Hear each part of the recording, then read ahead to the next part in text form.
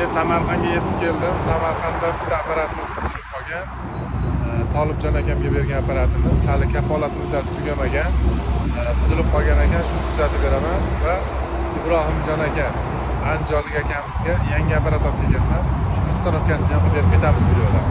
Tolibjon akamning navoxonasiga mana apparat berganman.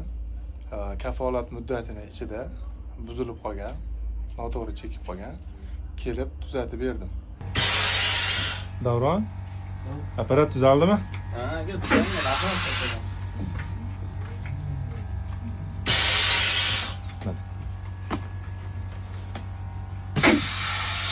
Mana Tolibjon akamning o'zlari. Mana Tolibjon aka. Assalomu alaykum, yaxshimisizlar, tuzukmisizlar? Mana shu 3 dakikadan ekologiya apparati o'luvdi, o'zgina chekkaga bosib qo'ydi.